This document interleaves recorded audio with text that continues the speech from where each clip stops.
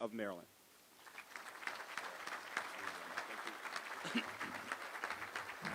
Well, good morning. Good morning, everybody. I'll tell you, looking out here this morning here in Ocean City, it's just a beautiful sight to see so many of our men in blue all together in one room after that terrible pandemic we've all been through. It's just great to have you back together again. Thank you, Sheriff Barry, Chief Neske. Congratulations, first of all, I know we have a lot of awards we're going to give, and I'm going to be here for that, but I want to just start by congratulating all the award recipients for all of their great accomplishments.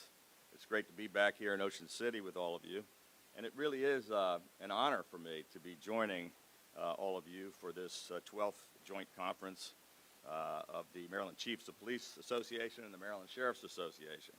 I think these are two very important organizations that represent and promote the interests of some of our state's true heroes. And I consider it a privilege to be able to be back here once again with all of you among such outstanding leaders of Maryland's law enforcement community. Every single day that I have served as governor, I have been immensely proud of our state law enforcement officers, our county police officers, our sheriff's deputies, our municipal police, all of you and all of the men and women that you lead in all of your communities all across the state. Our state and our nation owe a tremendous debt of gratitude to all of you and to all of the proud, brave members of the Thin Blue Line who, as the sheriff said, run toward danger rather than run away from it. And every single day, we rely on your dedication, your elite training, and your consistent preparation, which is why for 7 years now, my administration and I have strongly supported the entire law enforcement community with public safety initiatives to enable you to be able to do your jobs more effectively. We provided more than $513 million in to your local departments in police aid and crime enforcement efforts for your individual communities. We worked with you to first enact and then to expand a couple of times tax cuts with the Hometown Heroes Act to provide much needed tax relief for our retired law enforcement officers, firefighters, and first responders. We created a new Maryland Criminal Intelligence Network to collaborate with you in order to assist police and prosecutors in going after and taking down people who are responsible for so much of the violence.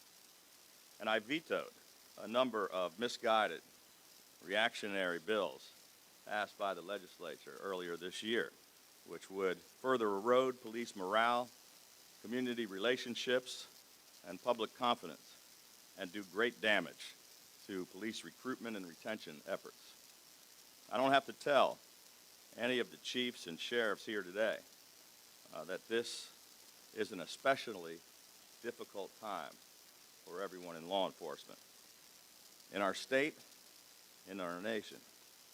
Because sadly, the unconscionable actions of a few have been used to question the character of and to demean all law enforcement officers and to fuel what I would call an all-out assault on the entire law enforcement community.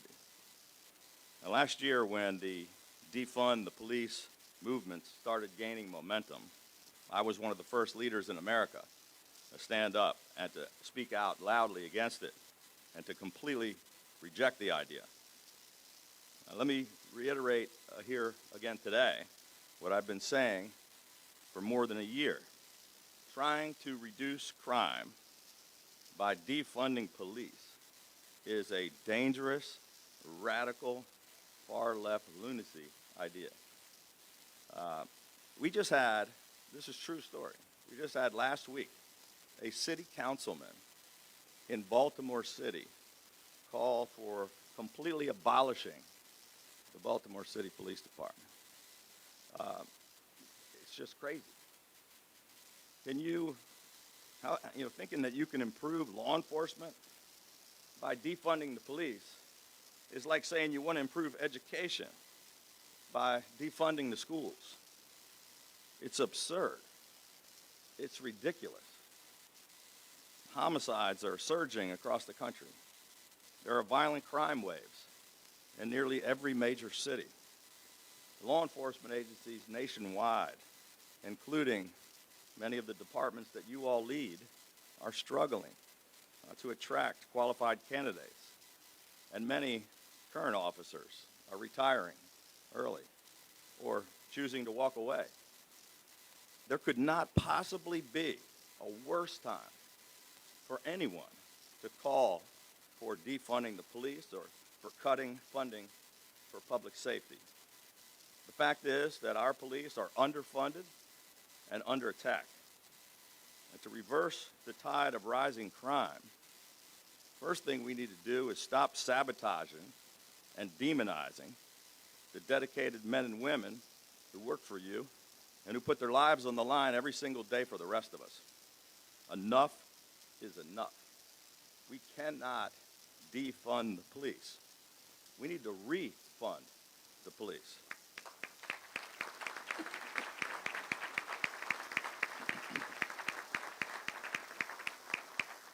Instead of less funding, we need more investment in public safety so that we can recruit and retain quality officers, so that we can increase diversity, so that we can expand community policing efforts, so that we can teach better de-escalation techniques and improve training, so that we can provide body cams and other technology and equipment. We need to increase funding for law enforcement in order to improve policing, build more trust in the community, and most importantly, so that we can make our neighborhoods safe again. Cutting funding, reducing resources, reducing the number of police officers, reducing training and the quality of police officers is not the answer.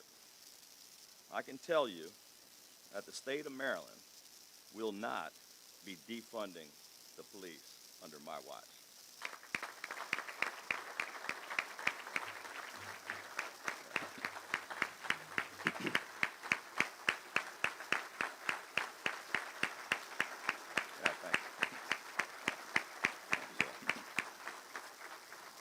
Thank you so much. On Friday, I had an announcement where we talked about instead of defunding the police, we're going to refund the police. It was the first in a series of announcements regarding our initiatives to do just that.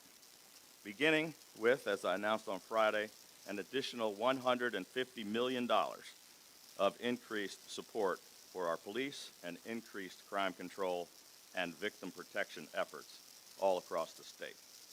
Our Refund the Police effort includes an additional $45 million, a 50% increase in police aid to all of you, our local jurisdictions all across the state. No clap for the 50% increase.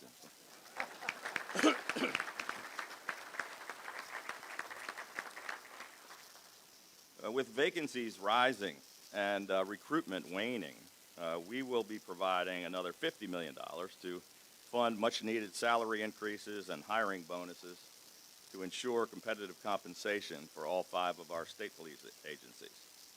And our Refund the Police initiative also includes $24 million to pay for body cams, de-escalation training, and other additional critical tools for both state and local law enforcement agencies. I know this has been something you have been pushing for a while, and I'm happy to announce that we're also putting an additional $1 million directly into your 2 organizations, the Maryland Chiefs of Police Association and the Maryland Sheriff's Association, to help you further expand your operational training and support.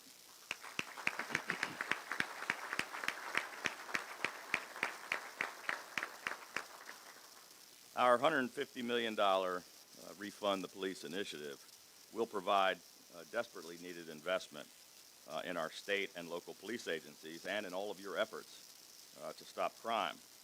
But that's just the start. There's a lot more work to be done. In addition to investing more in law enforcement, we also need to get the legislature to finally agree to pass tougher laws that hold violent criminals accountable.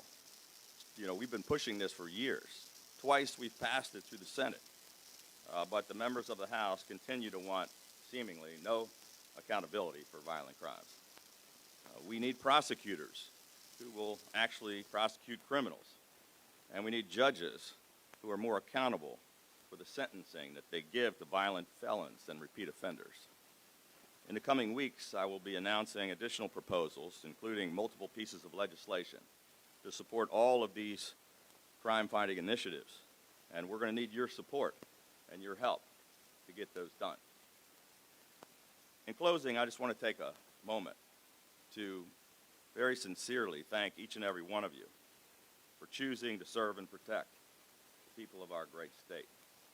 Not a day goes by that I'm not grateful for your service.